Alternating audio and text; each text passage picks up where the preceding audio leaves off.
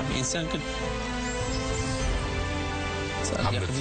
محمد ليك فكر بهدوء، واذا بدك تاخذ قرار خذه عن قناعه، ما تاخذه لانه مجامله الي ولا لانك صرت باستوديو. اذا كان هالشخص بيمثل شيء لك ارجع، والا شو بدك فيه؟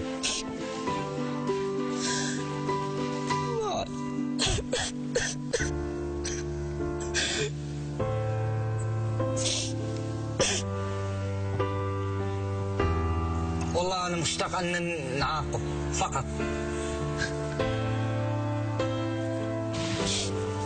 بسيطة شد حالك، شد حالك. هو بكي قبل شوي قبل ما تيجي أنت كمان، بس شد حالك. يعني هيدي العلاقة بين الإخوة وبين الأصدقاء. خليهم يفتحوا الستارة. خليني أشوفك عنكم أرجوك. هدي محمد.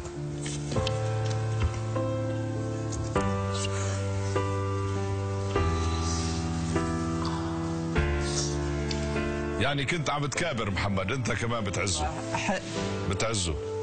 حياة احسن لحظات دوزت مع الانسان. نعم. ولكن راه اللي دار لي عمره ما يتنسى لي في حياتي كامله. هذيك انسان دوزت مع 5 شهور صافي مشات من بالي، ولكن انسان ملي كدوز مع العمر كامل.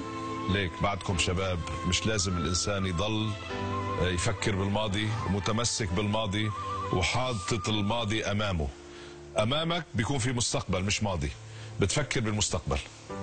لذلك اذا بتسامحه بتقول له سامحتك والمسامح كريم، وبنفتح هذا الستار.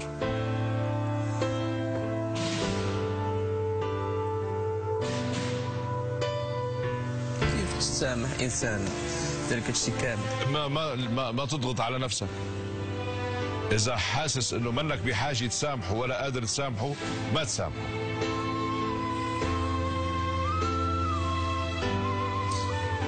شو قررت؟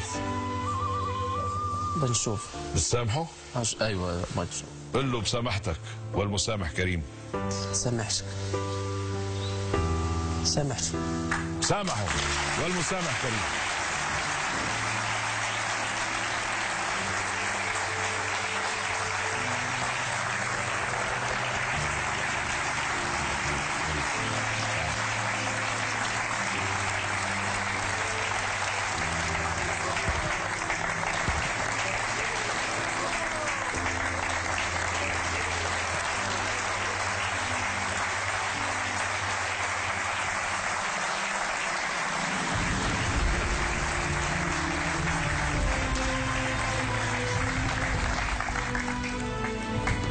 أنا بقولكم شكرا لكم اثنينكم، الله يوفقكم.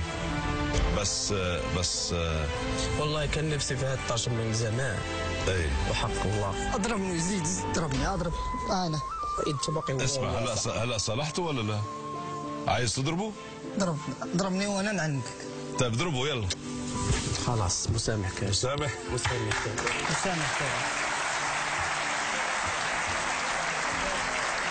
ليك.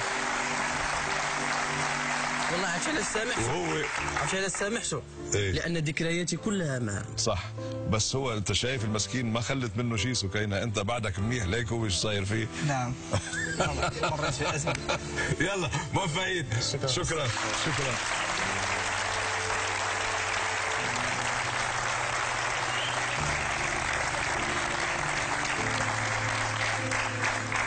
المسامح كريم.